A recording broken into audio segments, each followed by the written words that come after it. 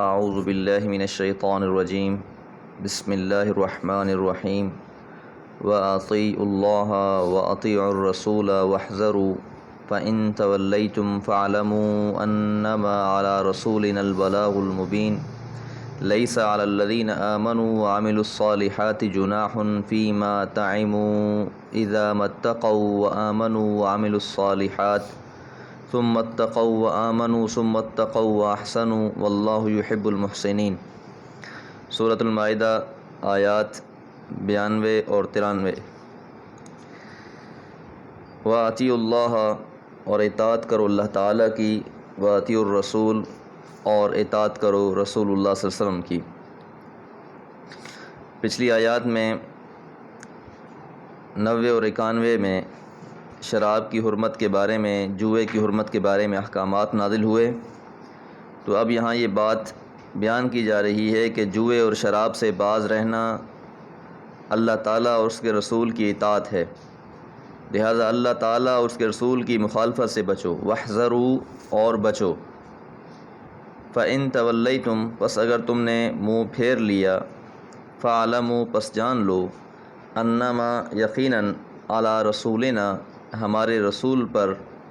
البلاغ المبین، واضح طور پر پہنچا دینا ہے، اللہ کے احکامات کو، شریعت کو پہنچا دینا، یہ رسول اللہ کا کام ہے صلی اللہ علیہ وسلم۔ باقی اس پر عمل کرنا اور ممنوع چیزوں سے اجتناب کرنا یہ تمہاری ذمہ داری ہے۔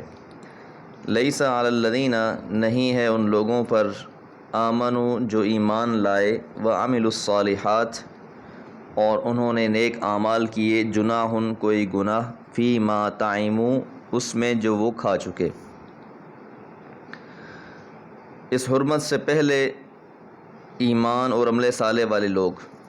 جو لوگ شراب پیتے رہے اور جوا کھیلتے رہے، ان پر اس سے کوئی مواخذہ نہیں ہے۔ جب یہ آیات نازل ہوئی حرمت کی حوالے سے، تو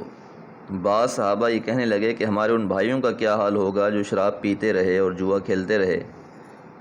اور وہ اس حرمت سے پہلے ہی فوت ہو چکے۔ تو یہاں یہ بات واضح کہہ دی اللہ تعالیٰ نے بھی کہ جو لوگ احکامات کے نزول سے پہلے فوت ہو چکے ہیں تو انہوں نے جو بھی کھایا ہے یا جو بھی پیا ہے اس پر کوئی مواخذہ نہیں کیا جائے گا۔ اذا، جب، متقوا، انہوں نے تقوی اختیار کیا، وآمنوا، اور وہ ایمان لائے، وعملوا الصالحات، اور نیک اعمال کیے، ثم اتقوا، پھر انہوں نے تقوی اختیار کیا، وآمنوا، اور ایمان لائے، ثم اتقوا، پھر انہوں نے تقوی اختیار کیا، واحسنوا، اور انہوں نے احسان کیا، بھلائی کی۔ تیسری بات یہ سامنے آ رہی ہے کہ تقوی کا ذکر اس آیت مبارکہ میں 3 بار ہوا ہے۔ پہلی بار تقوی کے ساتھ ایمان اور عمل صالح کا ذکر ہے،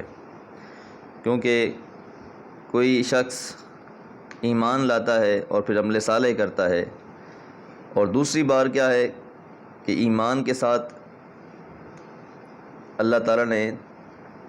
دوبارہ ذکر کیا ہے کہ جو لوگ ایمان لائے اور انہوں نے تقوی اختیار کیا، اور تیسری بات یہ فرمائی کہ جو لوگ ایمان لائے اور ساتھ احسان کرتے ہیں۔ تو اصلاً یہ لفظ جو تقوی ہے حدود الہی کی نگہداشت کے لیے استعمال ہوتا ہے،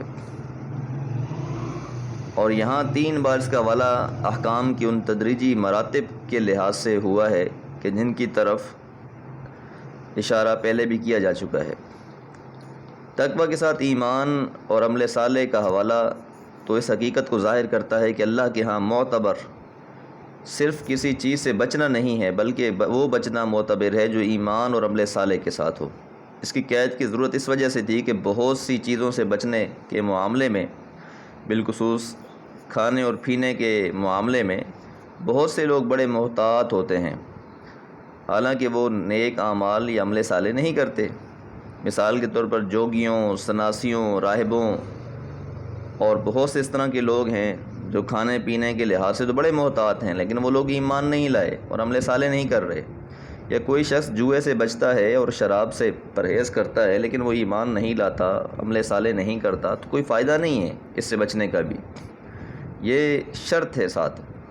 کہ اگر انسان عاقبت کی فکر کرنے والا ہے، آخرت کو چاہنے والا ہے، تو ایمان اور عمل صالح اس کے ساتھ پہلی شرط ہے۔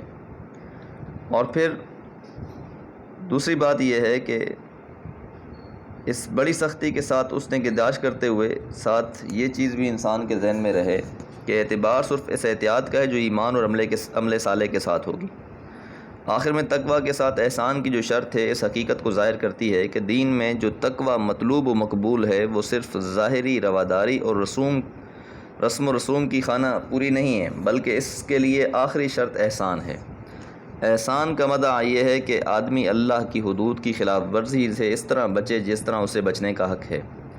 اور ہر حکم کی تعمیل اس طرح کرے گویا وہ اللہ کو دیکھ رہا ہے کہ اعبد اللہ ان تعبد اللہ کأنک تراہ، تم اس طرح اللہ کی عبادت کرو گویا کہ تم اللہ کو دیکھ رہے ہو۔ فإن لم تکن تراہ فإنہ یراک، اگرچہ تم اسے نہیں دیکھ رہے تو اللہ تعالیٰ تمہیں دیکھ رہا ہے۔ یہی احسان تقویٰ کی اصل روح اور یاد الہی کا اصل سبب ہے، اور اگر یہ نہ ہو تو پھر کوئی فائدہ نہیں۔ اس لیے فرمایا واللہ یحب المحسنین، اور اللہ تعالیٰ محبت رکھتے ہیں، پسند کرتے ہیں ان لوگوں کو جو احسان کرنے والے ہیں، تقویٰ اختیار کرنے والے ہیں۔ تو ان آیات مبارکہ میں اطاعت، اللہ کی اطاعت اور رسول صلی اللہ علیہ وسلم کی اطاعت کا حکم دیا گیا ہے، اور ساتھ دوسری آیت مبارکہ میں ایمان اور عمل صالح، پھر ایمان اور تقویٰ، اور تیسری بار ایمان، احسان اور تقویٰ، تین چیزوں کا ذکر کیا گیا ہے۔ اللہ سے دعا ہے اللہ تعالیٰ آیات کو سمجھ کر ان کے مطابق زندگی گزارنے کی توفیق عطا فرمائے۔ وما علیہ الا البلاغ۔